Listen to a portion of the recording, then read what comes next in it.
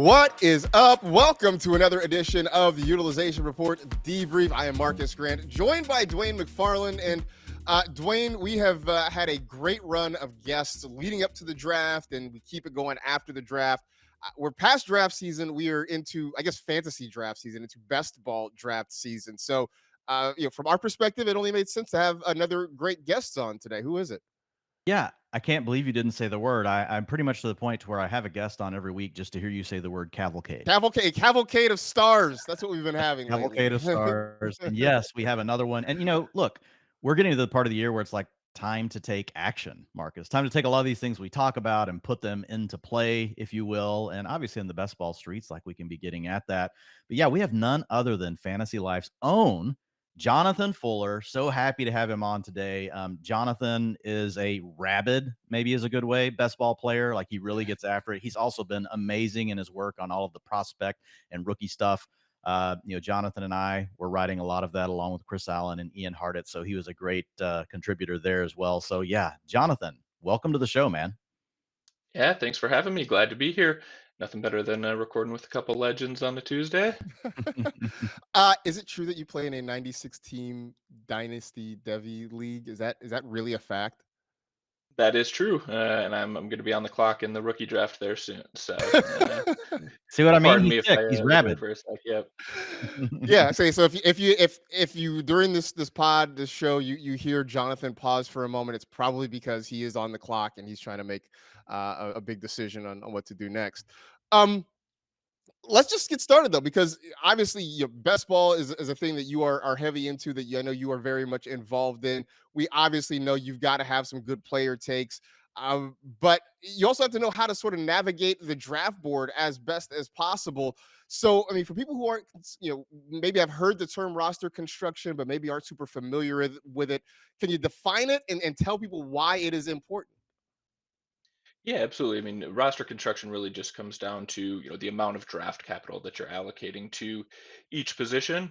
So I do most of my drafting on Underdog Fantasy. You've got 18 rounds and certain positional limits of what you can start each week, and so you want to be thinking through, right, how many quarterbacks, running backs, wide receivers, and tight ends am I going to be putting on each of those builds? And something Fantasy Life's Pete Overzet is kind of famous for saying all the time, right? Is quantity or quality, not both. So as you think through, the more early draft picks that you allocate to a specific position, probably the fewer overall, number of players you want to have within that position versus if you obviously, wait longer to take your first running back, then you're probably going to want to have more of them total on your team. So it's really just, kind of balancing that draft capital allocation across those roster positions, according to those limits of, starting one quarterback, 2 to 3 running backs each week, 3 or 4 wide receivers, and then 1 or 2 tight ends. So you got one flex position that can kind of bounce around between those each week.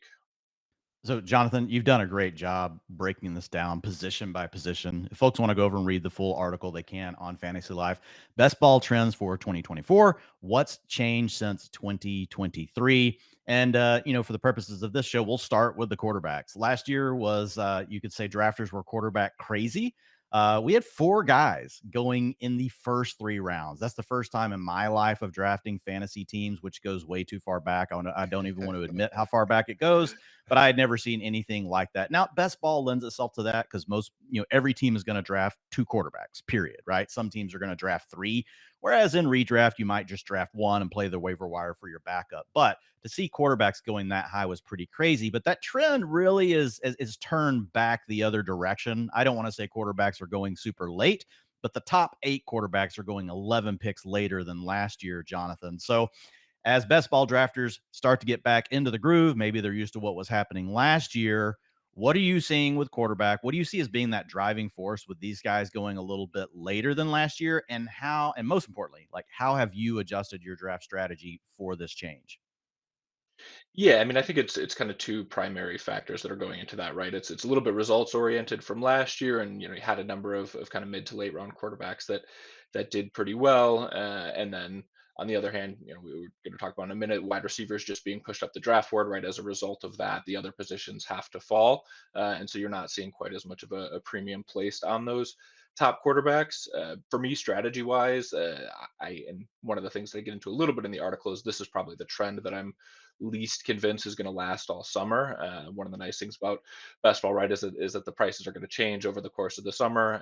You're going to have different values placed on the elites at each position. As we see kind of more casual drafters come in, maybe later in the summer, those quarterbacks might get pushed up again. So for me right now, I've really been attacking some of those elite quarterbacks, particularly those top eight that you mentioned, really going almost a full round after where they were last year. If that doesn't hold up and say they do get pushed up the draft board later in the summer, I'm gonna really want to have already had my bags packed on those players, right? Want to have a pretty decent allocation there, and then can maybe shift to more of a late round quarterback strategy later on in the summer. So that's kind of how I've been handling it.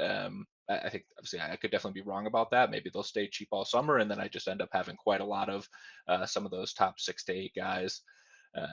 It's kind of hard to say for certain right now, but I think that's what we've really seen in years past is that as we get into July and August, we'll see some pretty significant ADP shifts, and there might be more drafters that are really emphasizing kind of that safety and upside that they see in those elite quarterbacks. And then one of the other things too that I think goes into it is Josh Allen being the top quarterback off the board, maybe a little bit of pessimism around his weapons that he's working with there in Buffalo, kind of helping push him down as well. So that's how I've been approaching things. Would love to hear your thoughts if that's something that you think is exploitable or maybe more of an efficient price right now in the market.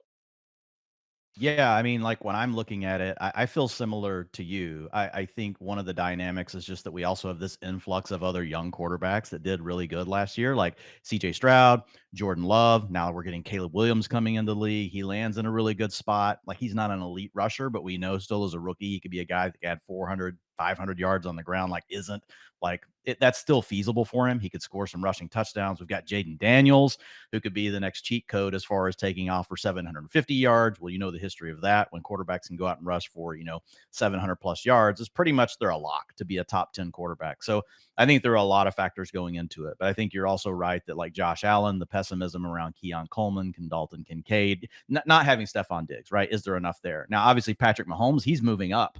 I think you can make an argument maybe Patrick Mahomes, should be in the top 2 or 3. He's still in that top 4 because you get Xavier Worthy. They had, Marquise Brown. Yeah, we've got the Rashee Rice stuff going, but they obviously still feel good about Kelsey. They re-signed him. So I think it's pretty clear, like with the top 8 guys, but even just a little bit past that, like there's some guys that you still feel really comfortable with, even as your QB1, if it's allowing you to load up, right, on some of the other positions that are available, which we'll get to in a minute. So I've also seen something, I don't know if you guys have seen this, but like I drafted like 8 teams yesterday while I was watching the Mavericks and the Stars. Like I had multiple drafts going. It was sensory overload in the best way possible. All sports, like just going at it. And my wife was just like, wow, like can you even enjoy like what's going on? You have so much. I was like, yes, I'm enjoying this very much.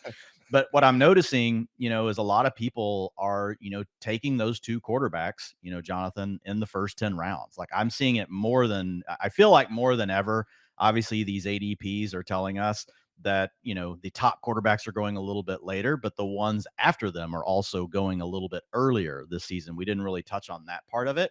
So seeing a lot of guys willing to take Josh Allen and then still turn around and take Caleb Williams, right? If they've got Odunze or if they've got DJ Moore, people also seem to be as aware, if not more than ever, in stacking. Everybody is stacking like the best wide receiver from the team with the quarterback. So I've also found myself waiting a little on quarterback and then looking up and being like, wow, I none of the quarterbacks I wanted to stack with the receivers I took earlier are even available now. So that's definitely caught my attention to where I'm trying to make sure I have at least one of them.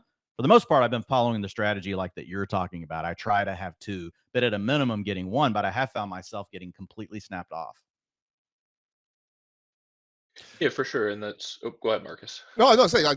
I mean, I was just let you go there because I was gonna say like I know you mentioned the fact about your casual drafters coming in and shifting ADPs, and I feel like that's a thing that we see a lot of, especially I feel like what happens is in the community for us who are the sickos who've been drafting for a while, we tend to wait on. You mentioned Josh Allen, but you mentioned the top 8 quarterbacks. I feel like we get the casual folks who come in who maybe haven't been up to their eyeballs in this since January who start to push those ADPs up. But I think conversely, there are guys maybe near the bottom that we tend to be higher on that maybe we're reaching on that because the casual drafter isn't, again, well versed in this, that we see those ADPs get pushed down. I don't know if that's something you've experienced in the past. Yeah, for sure. And that's to me. I've definitely been taking a little bit more of a what I call like a barbell approach there. Of if I'm not getting those quarterbacks early, I tend to be waiting and taking three right towards the very end of drafts. And right now, I've definitely been, like I said, prioritizing the two quarterback builds. But my expectation, like I said, is going to be that that kind of shifts over the course of the summer, and then there'll be a lot more three quarterback builds that I'm doing later in the year if those prices stay low. Because I've that's one of the things that stood out to me is there's a lot of guys that seem to be pretty safe, secure in their jobs. That's really something that I value, right? And reason I'm not really drafting either of the Pittsburgh quarterbacks right now. It's really hard to predict which guys are going to be starting how many games. But you look at more like a Geno Smith, Derek Carr, those type of guys that are going pretty late. I mean, they don't have huge upside, but they're so cheap right now, and they're as long as they stay healthy, I think they're really likely to start all 17 games. And those are the kind of guys that I've been prioritizing getting. If for whatever reason the particular draft room pushes up the elites, then I'll kind of pivot and stack on a couple of those guys later on. Yeah, that's kind of the approach I've been taking thus You know, far. when I've waited, like a quarterback that I have been taking, and this is going to sound really gross to people, but this my most drafted late round quarterback is Bryce Young. Yeah, that's I. I'm glad you said it because Well, I'm that's the just name I saying, was like, staring right at. So I mean, super high draft capital. Obviously, look, it hasn't worked out as well, and it's tough for Bryce Young because he played last year in the same year where C.J. Stroud was a rookie. So people automatically get this view: C.J. Stroud great, Bryce Young terrible. Whereas the truth is probably somewhere in the middle for both players, right? C.J. Stroud could easily regress a little bit more to the mean, which would be down for him this year. And Bryce Young would obviously, if he is to, regress to the mean, that's going to be, up for him because it was so far down. But you add Deontay Johnson, who people can say what they want about Deontay Johnson, like as far as like his overall profile, but he can go get open and earn targets. Did Bryce Young really have anyone like that last year? They had Adam Thielen, who they mostly worked on all this underneath kind of cheap stuff. You still have Thielen, but you go add Xavier Legette in the first round of the NFL draft. I'm not a huge fan of Legette, but I still like I also know that I can be wrong about things. An NFL team decided to put a first round pick in this guy. And so they added him. And then you add Jatavion Sanders. Yeah, it's a round 4 tight end, not huge, but at least like on the surface, when I look at the Panthers, they're trying. They're giving an effort, like to give this guy more weapons. And another part of it is Deontay Johnson, I just feel is mispriced. Like, I don't think he should be going after Lad McConkey. I mean, a guy that's shown us he can just come out every year and say, like, hey, bro, like 25% target share, like, it's just coming my way, period. It's probably still going to happen this year. And if it clicks with him and Bryce Young, there's an argument that Bryce Young might be the best quarterback Deontay Johnson has played with yet. And Deontay Johnson has a wide receiver 8 finish on his resume. So that's the other part. I take Deontay Johnson a lot, which makes Bryce Young my QB2 quite often. Yeah, I think anyone should probably agree with the fact that right his weapons have been upgraded, and so I think it's definitely fair to expect a step forward from him this year. It's just a question, right? How big of a step forward is that, and is it something that he can really provide value to those best ball rosters? I mean, I think he's a pretty good pick right now as well. Again, just going back to like what I just said, he's pretty locked in to start the whole season for them, assuming he stays healthy with those better weapons. That seems like a pretty smart bet to take to me. yeah, I'm amazed that right now he's going after guys like Drake May, after Will Levis. I feel like I'm with Dwayne. I think there's so much more I upside like for him Bryce over Young. all those. I Right. still take those guys too. I mix things up knowing that like we just can't know everything and weird stuff happens. Yeah. But yeah, I'm with you, Marcus. Geno Smith's another one that goes Yeah. pretty late, and which is kind of surprising because you have 3 wide receivers that go in the first 6 to 7. Well, you have 3 wide receivers go by like round, what's Lockett now? Like round 9, Jonathan, somewhere in there, 8 or Yep. 9. So, I mean, there's a lot of ways to stack him. So, I'm kind of surprised with Geno as well, but maybe people are just a tad scared that Sam Howell's going to take his job. Maybe that's what that one comes back to, is that job security, could that be an issue for him? Yeah, I don't know. By the way, I should probably mention at this point that we are talking mostly underdog ADPs and values here. We do partner with DraftKings. They do have best ball contests as well, but just for the sake of the discussion, most of these things are focused sort of around underdog ADPs. Let's get to running backs because the top 11 guys have similar ADPs to where they were last year. There is a notable tier break after that, though. Guys, RBs 12 through 24 are down quite a bit, about 11 picks or so on average. Have we gotten this right? And what does it mean for how we should be approaching running backs this year? Definitely. I think this is getting much closer to an efficient drafting market. I think this is right about where things should be. There's just trends we've seen in the NFL. Very few true bell cow workhorse RBs these days, and so you've got a lot more committee backs, and we know some of those guys are going to hit. They're going to have outlier touchdown seasons, or maybe some of them see an uptick in receiving. Maybe somebody else in their backfield gets hurt. Right, there will be some guys that emerge, but it's really hard to project for them. And so I think this is much more efficient, right? You've got those kind of those top 11 or so that are really locked into large roles and we're pretty confident in their talent. And then after that, you start to have question marks about all the rest of the guys. Makes sense to me that they're being pushed down from where they've been in years past. And so that's something that I've been much more willing to kind of embrace and draft those running backs in the middle rounds. I've seen in years past, like most of my drafts, I would very, very rarely come out with running backs in the early rounds. Now I'm starting to maybe mix in like at most one, right? Hyper fragile was a pretty popular build last year where you start with maybe two or three running backs in the early rounds. That's something I've really kind of steered away from this year just because I like the prices so much more on those running backs, really in like kind of round 5 through round 8 or so. Um, and as a result, that's really just shifted the way that I'm building my teams. And really only at most having like one running back through kind of the first 4 rounds which is something that I would say has been different from a lot of years in the past. What's interesting, and so for those that don't know, hyper fragile means that you're just drafting a few running backs early and you're essentially done, right? And you're like, well, if they get hurt, my season's over, but it doesn't matter. I invested early round picks in them anyway. But one thing that I have done a little bit of here recently, Jonathan, and some of it could be due to boredom, like of drafting receivers early every time.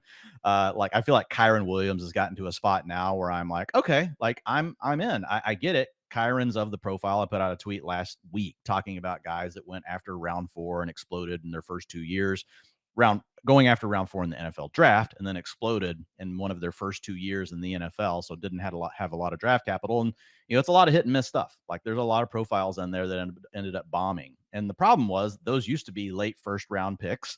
And then so it's like, okay, great. Like I have to, and yeah, I didn't like Kyron when he was going at the 1-2 turn, but now like you can mix them in at the 2-3 turn sometimes. And so like I have had some teams where I have McCaffrey and I'm like, fine, I'll go ahead and pull the trigger on Kyron because if he hits, I actually do think his ceiling is higher than Malik Neighbors as a rookie. Right now, I'm also fully acknowledging that Malik Neighbors, as weird as this may sound to people, like his median outcome is much more projectable, if you will. Like I feel more comfortable with what his median outcome is going to be, even though he's a rookie wide receiver. But the ceilings, I don't think are the same. I think we saw what Kyron's ceiling was last year, and we would be floored if Malik Neighbors had that kind of ceiling, as a rookie. So I think with the hyper fragile idea now, that doesn't have to be taking 3 running backs like some people used to think in the first 3 rounds. It might be taking 1 or 2 in the first 3 rounds and then circling back to 1 in round 6, 7, or 8, and then just really laying off until the end of the draft if you want to grab another couple.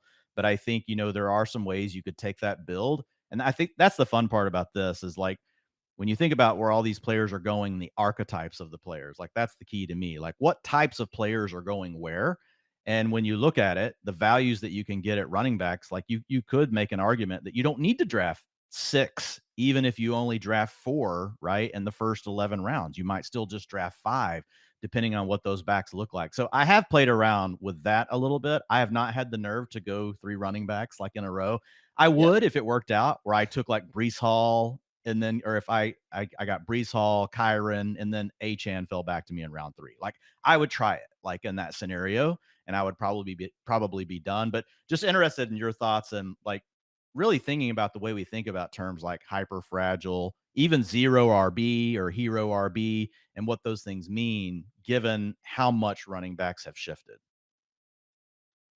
Yeah, so I would say that's where you really need to be thinking through, everything we're looking at here, right? Is average draft position, and you're going to have some volatility within each specific draft that you do. And so, some of those names that you mentioned there that are going in the top 11 picks, for me, I'm just basically looking, right, who's going to be a faller within the specific draft room that I'm in. Sometimes that's Kyron Williams, sometimes it's Devon Achan, other times, might be seeing Travis Etienne. He's kind of the end of that top 11 tier before you see that big drop off in ADP. Sometimes he falls 6 to 12 picks past ADP if that particular room isn't valuing him. And so that's usually where I'm trying to pick up that first running back is just who in that top 11 is falling past ADP. And then, yeah, you'd mentioned obviously those strategies can change a little bit each year. That's something that this year I would say I'm a pretty big zero RB proponent. But the way that I'm drafting zero RB teams this year is different from years past. In years past, I was doing a lot of like true kind of extreme zero RB, where maybe my first running back's not coming to like round 9 or 10, and then I'm hammering 6 or 7 of them through the last few rounds. This year, it's a little bit more of the, like I said, kind of round 5 through round 8 running backs that I like the prices on, and I think the wide receivers in that range are pushed up a bit, and so I may be taking that first running back in a zero RB build earlier than I was in years past, just because I think that trade off between running backs and wide receivers has shifted a bit this year. So that's where I think we always need to be flexible in our strategies and kind of adjust to what the market is giving us. And so for me, yeah, those I'm still doing a lot of zero RB, but it just looks different than it has last year and in Yeah. 2022 for sure. Yeah, and I Yeah. get the sense that a lot of people, real quick, just are sort of going that way too, and to the point that where it once was sort of a zero RB strategy. I'm not saying it's just draft strategy now. I'm not saying that's just how we're drafting running backs, but it feels like it's sort of getting closer to that. And I was just curious what, because I look at a lot of teams that have backfield questions, right? I think about Washington. Yes, they bring in Austin Eckler, but that doesn't mean they're totally out on a guy like Brian Robinson. You look at some other teams that are sort of similar, like, there's that debate between what happens with Zach Moss and Chase Brown in Cincinnati. For you, is it a simple case of I just want the one with the better ADP, or do you find yourself sort of mixing and matching when you get to some of these backfields that don't have a lot of clarity? I definitely like to mix it up in those situations. It's they're ambiguous for a reason. We don't have a good feel for who's going to emerge there. And that's kind of where the portfolio aspect to drafting best ball teams comes in, and really, right, we're kind of recognizing that we're going to be wrong about a number of things, and we want to, when we are right, make the most of it around those essentially stances that we're taking, right? So I'm going to be drafting both running backs from those ambiguous backfields, probably skewing a little bit more towards the cheaper ones. There's probably a couple backfields where I have more player stands, but in general, my approach there is going to be to mix it up and try and have a variety of builds around each of those running backs. Because I mean, yeah, like we could easily just see a running back emerge there, be the one that we were just wrong in terms of projecting their workload, or we know running backs are also more prone to injuries than other positions. Somebody goes down in week 3, all of a sudden you have a bell cow for the rest of the season. I think Washington's a good example there. I think both Brian Robinson and Austin Eckler are capable of handling a big workload. Right now, it's tough to project right who's gonna get more touches. They kind of profile into slightly different roles. Eckler more of a pass catcher, but we've seen him get a large number of carries, particularly last year. And so that's something where kind of want to be a little bit more humble, right, and say I don't know how that's going to play out. And I think both of those guys are capable of seeing 250 touches or more in a season if things break right. So I definitely want to have exposure to both of them. So, Jonathan, you mentioned, rounds 5 through 8, and maybe even a little bit past that, right? Being the kind of that sweet spot for you with backs in the draft. I'm just going to give listeners an idea of some of the guys going in that range. Borderline is Pacheco. He's technically going at the end of round 4, but he's almost in this group. Then you've got James Cook, Rashad White, Joe Mixon now in Houston. We've got Kenneth Walker the third in Seattle. We got Alvin Kamara, Aaron Jones, David Montgomery, Ramondre Stevenson, Zamir White, DeAndre Swift. And then you've got, like, I'll go ahead and throw a couple more in here: Najee Harris, Tony Pollard, Jonathan Brooks. Who are, and by the way, Jonathan Brooks has broken my brain on how to spell Jonathan. I I actually know. used to spell it correct for everyone else, but now I have to remember that O for him. And when I wrote the show sheet this morning, I'm like, no, this is a Jonathan that spells his name with an A, like I'm used to. So I appreciate that. But are there certain guys, and are you just kind of mixing and matching those guys as well? Or do you have some that are really your preference that you find yourself coming away with more often than the others in that range?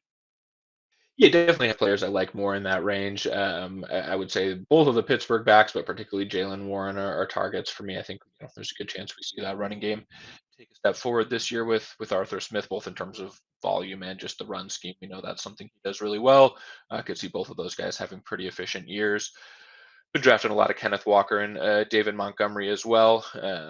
You're spot on. Obviously, both Pacheco and James Cook are kind of right on that borderline. And so for me, that's where it comes back to, what is the price in that specific draft room that I'm in? If they're going right at ADP, probably not grabbing them. But when they start to slip, half a round past ADP, I love grabbing both of those or either of those guys as my first running back.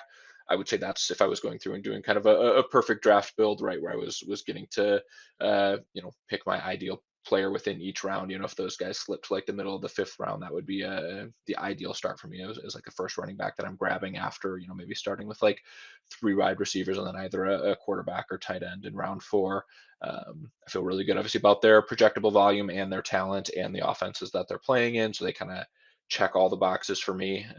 And would just love to start like a 5 or 6 running back, sort of like I said, light zero RB build. Whereas in years past, maybe was trying to push that further. Grabbing either of those guys in round 5 feels like a really great value. We've been, big on rookie quarterbacks this year. The rookie wide receiver class was one that everybody was super excited about. We all were sort of universally disappointed with the landing spots for most of the rookie running backs. I mean, Dwain mentioned Jonathan Brooks. He was the guy who probably ends up maybe in the best situation.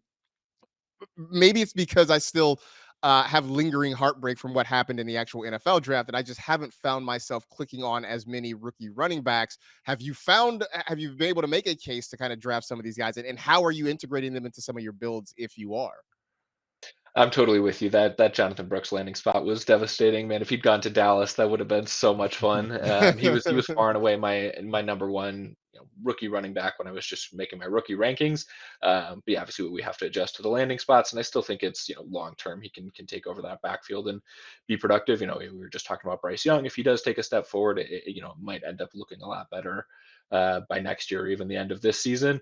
But yeah, to be perfectly honest, I've been backing off him a little bit in drafts, a little bit more focused on Trey Benson. I think he's got a good shot to really emerge over the course of the season in Arizona. I think he's a pretty talented player. And obviously there's some kind of age and workload concerns with James Conner. It's tough because you want to think about the players that you're drafting around him, because I think it's tough to project him for a lot of volume early in the season. So you want to have players that you feel pretty confident are going to have guaranteed touches early in the year, so your team's not falling so far behind that you can't advance. But these best ball tournaments were much more focused on the end of the season. That's where all the money gets paid out. Weeks 15, 16, and 17, you have to advance from essentially 1 week tournaments. And I think there's a good chance that Trey Benson becomes really valuable in those weeks. I think Arizona's got a good chance to take a step forward this year as an offense, and so he's someone that I've been attacking pretty heavily in drafts. And then there's a few late round guys I'm pretty high on. Marshawn Lloyd, I think Kamani Vidal in Los Angeles. The talent ahead of him is kind of questionable. I am so on him as a prospect, but we know RBs can step in and just get volume sort of by default if the rest of the backfield around them isn't doing great. So that's something that I think as long as his price stays relatively cheap, he's been a big riser in drafts thus far. So I'm trying to get some shares of him right now before he gets too expensive. But those have been some of the main guys. I think Trey Benson and Marshawn Lloyd are the two that I've been drafting the most. Yeah, I think you can kind of, again, like looking at the way you've built your roster, we want the firepower at the end of the year. We know that the rookies typically come on later, towards the end of the year, and that can be for multiple things, right? They're learning how to play in the NFL, blitz pickups, all those things. But there's also just the injuries that pile up on the veterans as the season goes on, or you have a team that's just suddenly out of it, right? That's not winning games. We're like, well, let's get a look at this young guy. And so they get, there's a lot of pathways to these guys getting on the field. And I think one thing I try to do, Marcus, interested in your thoughts here too, is so, for example, maybe I took James Conner. You just heard, Jonathan talking about, Trey Benson, who I like to draft a lot as well. But I have a lot of teams where James Conner's my running back too. And I feel pretty good about that for like the first 8 weeks or until James Conner gets hurt. And once that happens, like there's a really good chance Trey Benson's going to play well enough that even when James Conner returns, like he's probably not going to have the same workload. Benson's probably carved out part of that. But that doesn't mean James Conner can't be a good draft pick, because people will really let him fall now. Like I've gotten this guy 10, 20, 25 picks past ADP. So like I'll take a James Conner. But then knowing that later in the draft, it's like, okay, like my running back 2 is James Conner. Maybe my running back 3 is Austin Eckler, like another older guy that ended up getting hurt.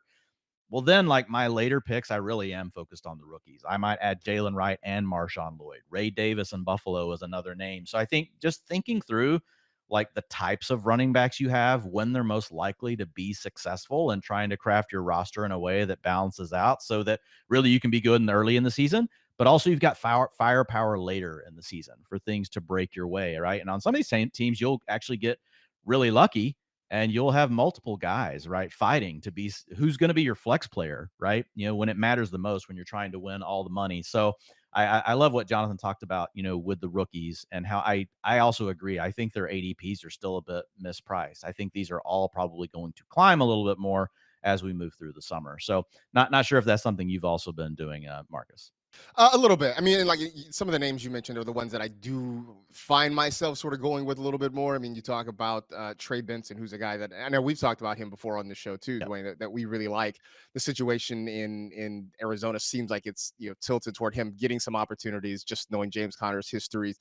I'm trying to sort of make a case for Blake Corum. I know we talked about him before previously too, and some of that just depends on really on the mind of Sean McVay, I think, more than anything else, right? It's just, does he want to lean on Kyron Williams the same way he did last year? I know in the past he sort of suggested that that's not what he wants to do, in which case, if Corum performs well, in training camp early in the season, maybe that means he starts to earn more opportunities later in the year. I would love to try. I want in my heart of hearts to really get in on Marshawn Lloyd. I worry that if Josh Jacobs stays healthy, he's going to be there to sort of dominate those things. But I do understand, and I like the idea of kind of looking at those rookies later in the season. Which, I side note, I asked Bucky Brooks about the whole rookie post buy rookie bump. And he mentioned a lot of the things you did about learning the game and getting. He's like, also part of it is just for some of these guys, they have been going nonstop since Yep. the start of their final year of college, where it's been summer camp and then the season and then getting ready for the combine and draft season. It's like that week off is the first time for a lot of these guys to sort of stop and exhale and rest and relax. And that's kind of why you see some of these rookies really take off after the bye.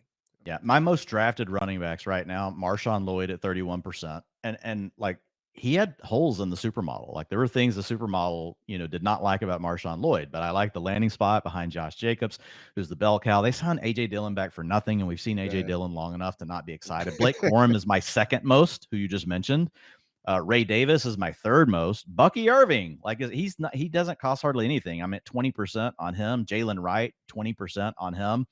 So I just mix all these rookies in. I don't pretend to know which ones are going to get their shot or which ones are going to break out, but based on the way I'm building out my rosters, like I've always got a need for them and where they're going in drafts, like it just fits.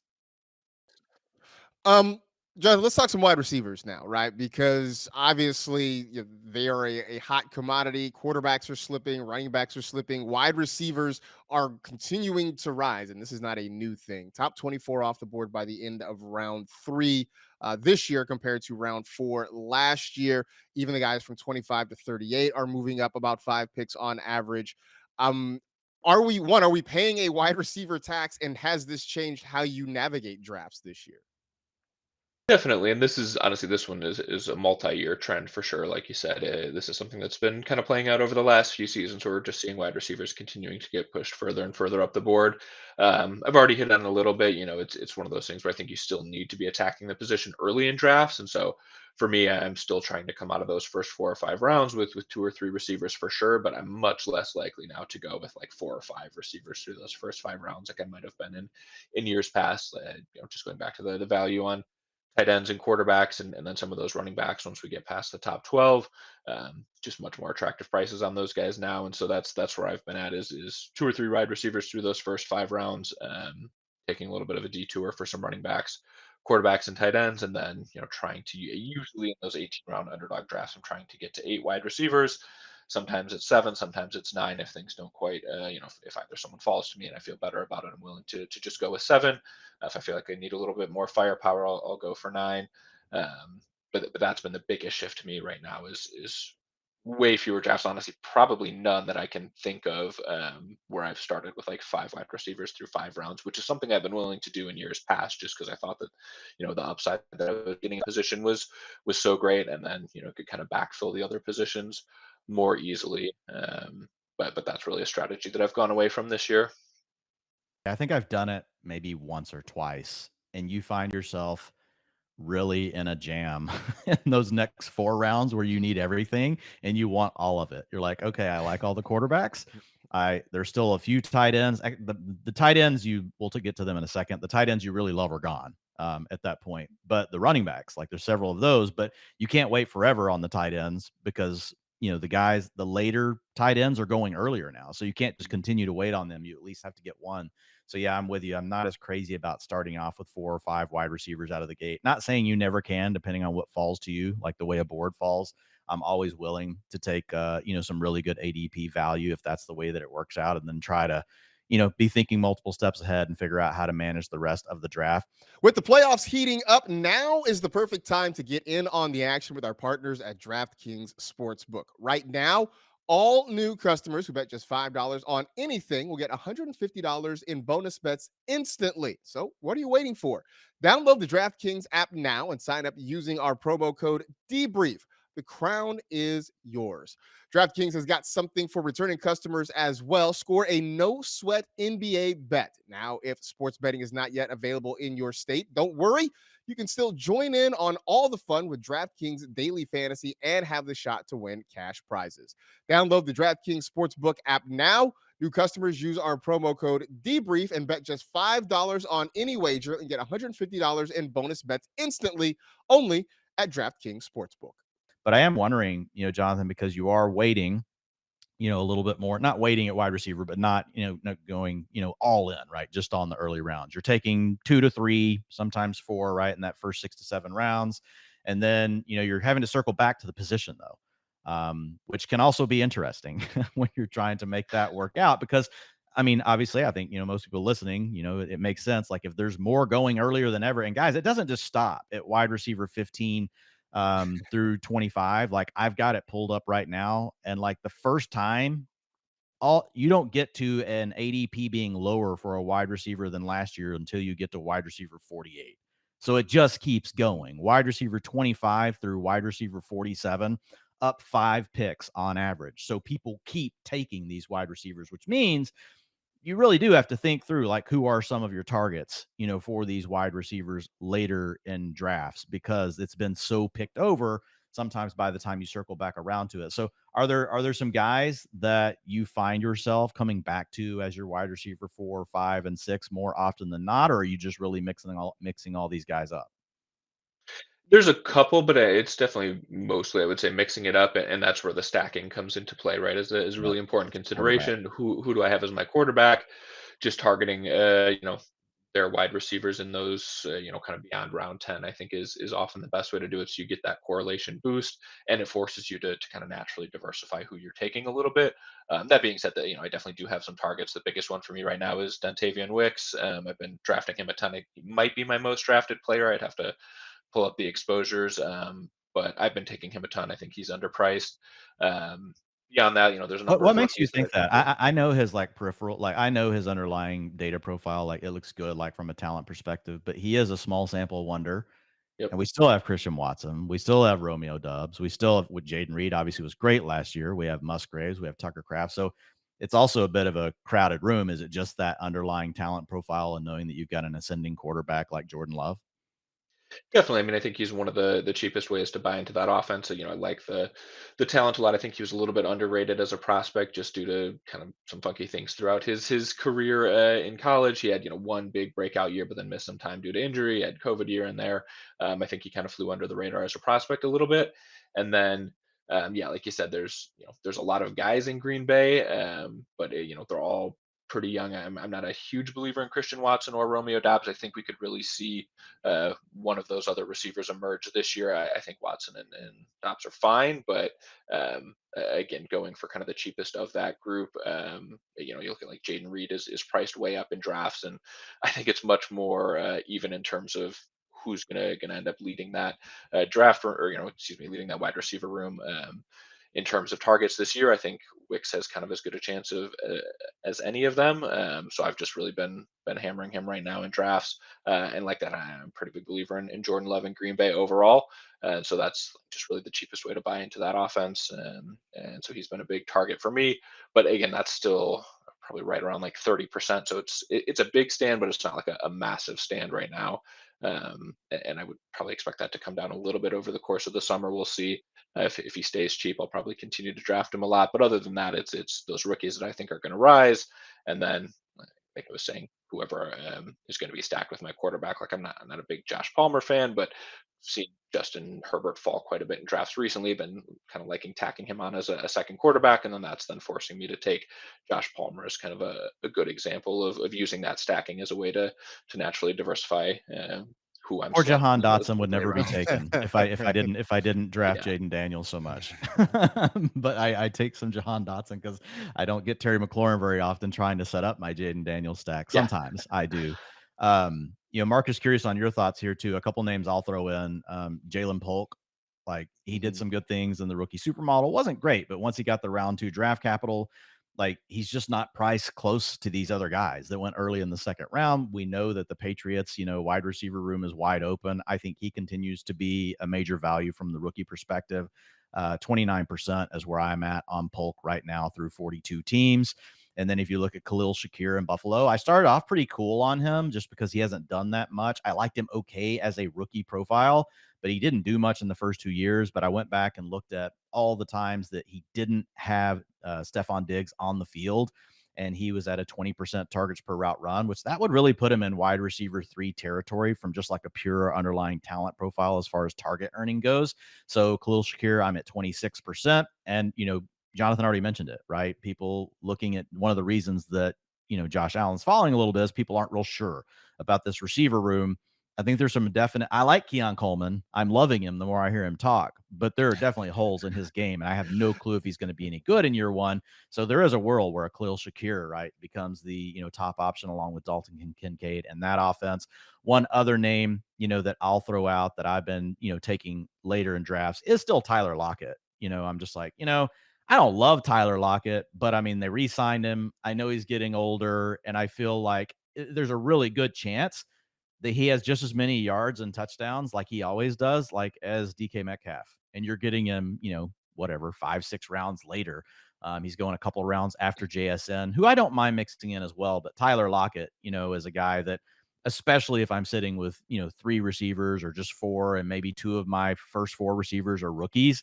And I'm like, man, like it could be shaky at the beginning of the year, but maybe it gets stronger as it goes. Tyler Lockett's a name for me. So how about you, Marcus? Well, I've been a self-professed Tyler Lockett stan for a number of years now, so that's one that I always find myself at least a couple of times clicking on just because it fits with the brand sort of a little bit. You mentioned Jalen Polk. I've also sort of gravitated a little bit later toward Javon Baker, mostly just because of the opportunity I think is going to be there in that New England offense. So he's one that I've kind of been interested in. Jermaine Burton, look, forget about all the off-field stuff, right? The talent profile is through the roof with this guy, and he lands in a situation where, yes, it is a crowded wide receiver room, but we love the quarterback, we like the offense, and if it turns out that they start to play Jamar Chase in the slot and let Burton work outside, I think he's got the opportunity and the talent to win there occasionally, and can have some really big spike weeks for them. Been sort of kind of interested in throwing some darts at, say, Tez Walker in Baltimore, because I think they're still trying to figure out kind of a vertical threat in that offense, somebody to give Lamar Jackson a chance to kind of throw the ball downfield to. So those are some of the guys I sort of have been leaning toward. I don't know if any of those names tickle your fancy, Jonathan, or if there's some of the other guys out there that you've kind of just thrown some darts at late. Yeah, I think Burton's a great call. He's somebody I've been trying to get more exposure to. One of those classic rookies that I think we'll see sort of emerge over the course of the season. And if you happen to get an injury ahead of him, I mean, he could just smash in that Cincinnati offense. I like kind of all the New England guys. I think they're a bit underpriced. Polk, Baker, and even Demario Douglas, I think, is Yep. going a little bit overlooked with those rookies that they've brought in. Hunter Henry too at the tight end position. I mean, it's. I think we should see a much more competent offense there this year, whether it's Brissett or May. I feel pretty decent about both of those guys. Definitely like attacking that New England offense. Um, so I think all those names are really good options. It's really just for me right now taking kind of a broad approach to the rookies. And then as we get into training camp, I think we'll start to get a much better feel, right, for what those depth charts are looking like. We really got to, pay attention, grind the beat writer reports, see who's playing well in camp, see who's moving up those depth charts to figure out who we really want to take big stands on. But for now, it's definitely mixing in all of those guys. You mentioned Tez Walker was one that he's one I'm trying to force myself to take. I wasn't a big fan of his prospect profile, but I do think there's opportunity there. And obviously, Baltimore is one of the best offenses in the NFL. So he could step, come out, have 8 touchdowns as a rookie, and then make me feel pretty dumb for fading him at really late ADP. So he's someone I've been forcing myself to click in drafts a bit. All right, let's talk some tight ends, because look, we know who the top two guys are. They're going a little bit later in drafts than they have been previously, but the guys behind them, tight ends 3 to 16, are up about 16 spots on average. Is this just people trying to get in early and just trying to grab a tight end, or is there something else at play? And does this change how you draft that position? Yeah, to me, I think this is pretty results oriented from last year, where we saw kind of a pretty condensed group of tight ends at the top of the board. I've got a couple stats in the article.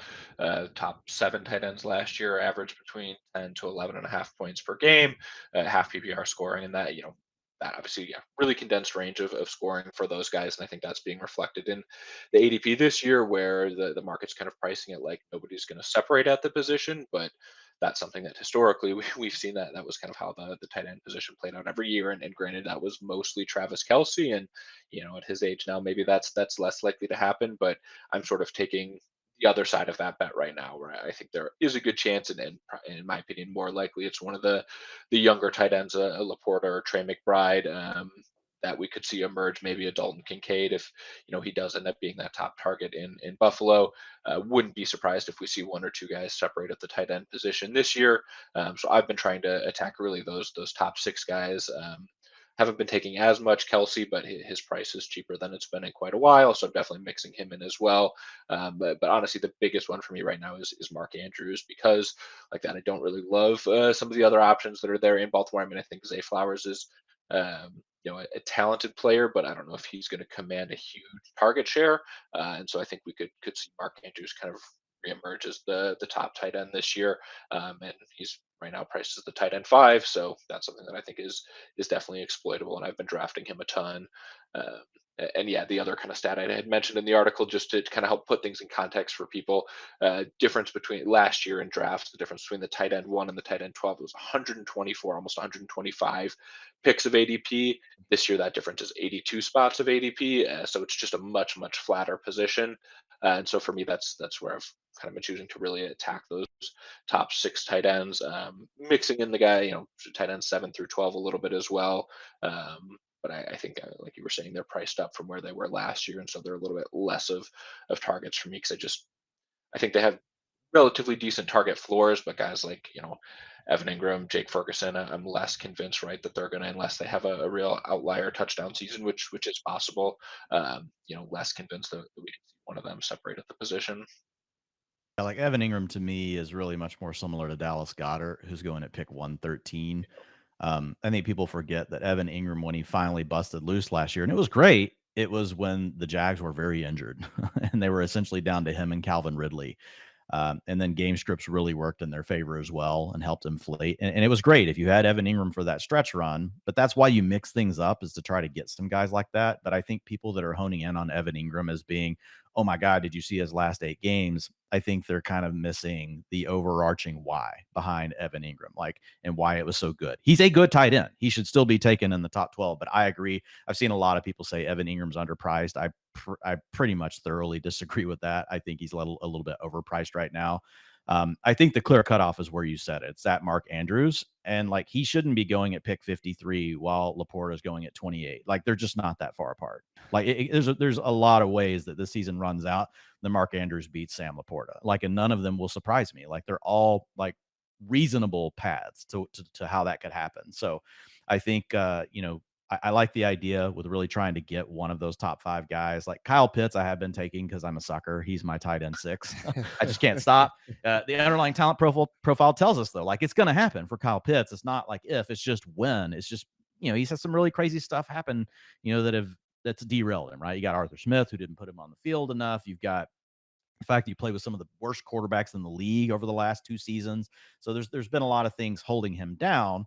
But I also don't want to be blind to the fact that Drake London's really good. Like that could limit Kyle Pitts. You bring in, I'm not like super worried about a guy like Darnell Mooney, but we've seen that Rams coaching tree get creative with some of the other weapons in the offense. Also think Bijan's going to get his targets, much like what Todd Gurley used to get back in the day in that Rams offense. So he could get squeezed, but like the talent is so strong, and we have 2 quarterbacks now. Like, it's Kirk Cousins, and if something happens to him, well, they obviously like Penix, and they took him early. So I'm working in Pitts, but man, I'm with you. I'm not as comfortable with the rest of those guys. A name I've been clicking more and more is Brock Bowers, Mhm. believe it or not, just because people now have gotten to the point where they just let him go. Like, and I never take him at ADP, but I feel like maybe every third draft or so, it's like Brock Bowers, 12 picks past ADP. And like, that's how I'm getting my exposure to him. So, Marcus, not sure how you're feeling about the tight end. One other name like is TJ Hawkinson. I am curious to what you Yeah. guys have been doing with him. Like, I've pretty much steered clear. I've gotten a little bit, but not super excited about clicking on his name, just knowing with a rookie quarterback, he might miss, who knows how much of the season he's going to miss, what's he going to look like. So interested in your takes on the tight end. Yeah, I've stayed away from Hawkinson pretty heavily just because the ramp up time is going to be sort of lengthy, and then the quarterback situation sort of gets me a little bit nervous. I'm with you on Brock Bowers though, because I one, because of where he's falling, but also I'm sort of buying into this idea that the Raiders may run more 12 personnel, that they may put both those guys, both Bowers and Mayer, on the field at the same time. Now, the question becomes, with Devontae Adams and Jacoby Myers there, can Gardner Minshew sustain another pass catcher? And that's certainly dubious, but at least we'll take the shot on the potential opportunity for him there. I, like everybody else, am still a sucker for Kyle Pitts. It's going to happen. Like, I can't quit him, not yet, because every year there's a reason it didn't work out. And this year, we've cleared up all the reasons that it didn't work out in the past. So it's got to work out this time, right?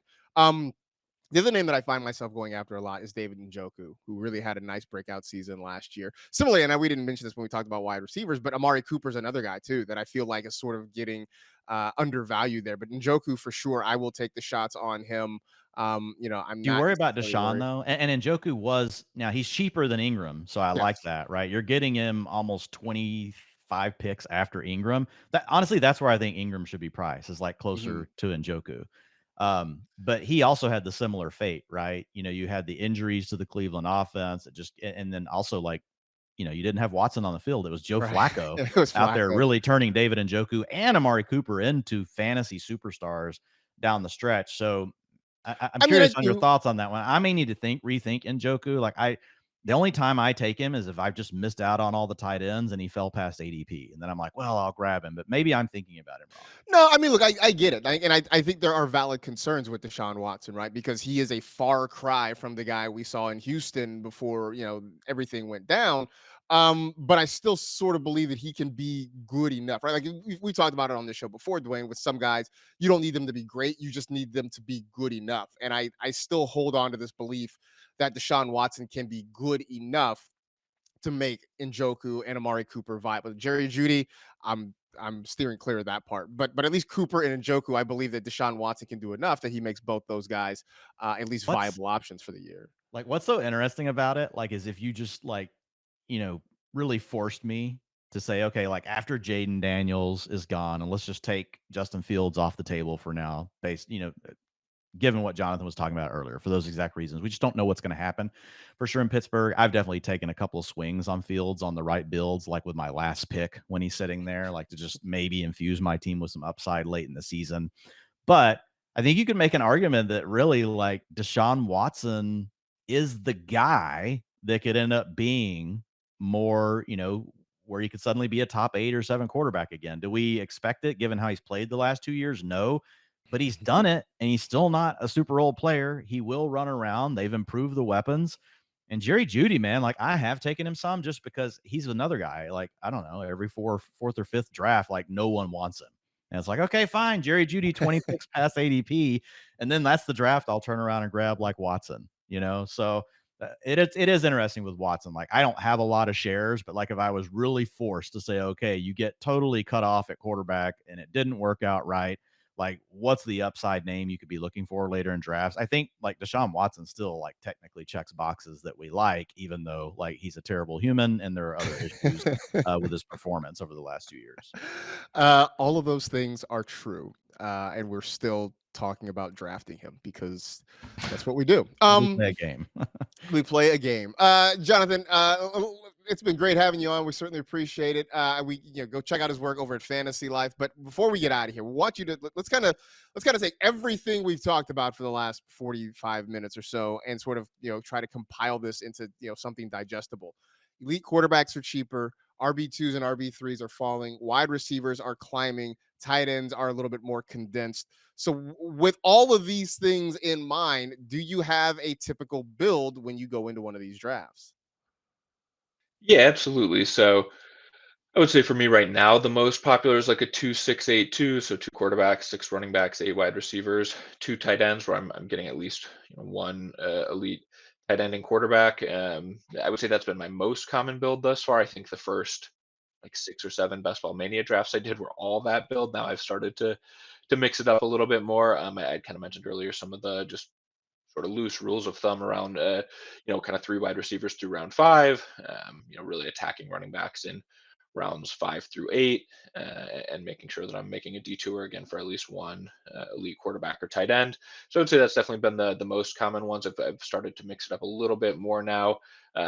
For me, it comes back to what I wrapped up the article with was thinking through the draft from back to front, where looking at those players with like an ADP of maybe 150 or later, and seeing which positions you feel the most comfortable with. For me right now, that there's a lot of running backs and wide receivers I like to take shots on. So that also kind of contributes to wanting to get those quarterbacks and tight ends locked up early, because there's so many running backs and wide receivers I want to take shots on late.